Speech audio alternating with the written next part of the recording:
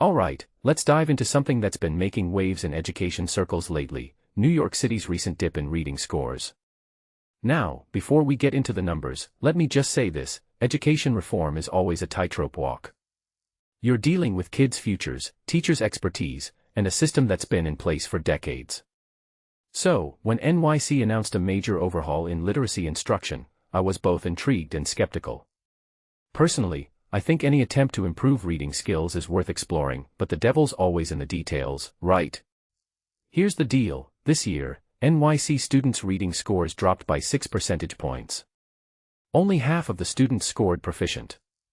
Now, that's a head-scratcher because last year, scores actually spiked by 7 percentage points, and everyone was patting themselves on the back. So, what happened? Is this just a blip, or is there something deeper going on? What makes this really interesting is the timing. This drop comes right after the city implemented a new approach called the science of reading. This method focuses on explicit instruction of phonics, vocabulary, and comprehension, which, on paper, sounds solid. But here's where it gets tricky: some teachers and parents are calling the new curriculum rigid and boring. They're worried that kids are losing the joy of reading because they're spending more time on worksheets than on actual books. From my perspective, this raises a deeper question: can you teach reading effectively without making it engaging? I mean, reading isn't just about decoding words, it's about falling in love with stories, ideas, and worlds beyond your own. If kids are just drilling phonics and filling out worksheets, are we really fostering a love for reading? Or are we just teaching them to pass a test? Another detail I find fascinating is the persistent gap between Black and Latino students and their white and Asian peers.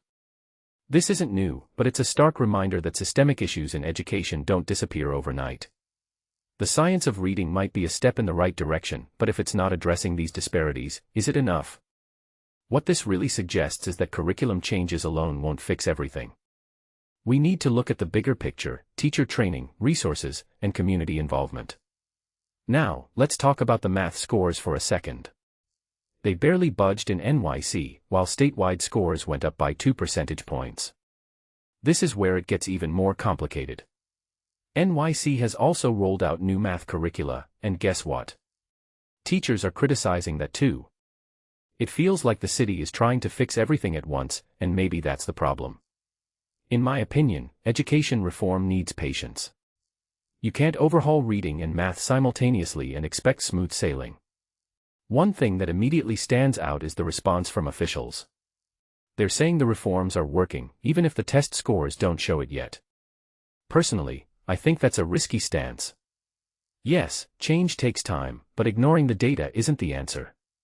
What many people don't realize is that test scores are just one metric. If students are disengaged or teachers are overwhelmed, those numbers will reflect that. If you take a step back and think about it, this isn't just NYC's problem. States across the country are adopting the science of reading, and they're facing similar challenges. So, is this a growing pain of a necessary shift, or is there something fundamentally flawed in how we're implementing these changes? Here's my takeaway: education reform is messy. It's not about finding the perfect curriculum or method, it's about balancing what works with what's practical and engaging. NYC's dip in reading scores isn't a failure, it's a wake-up call.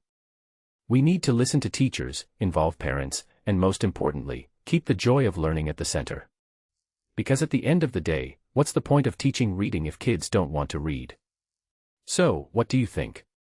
Is the science of reading the way forward, or do we need a different approach? Let me know in the comments, I'm all ears.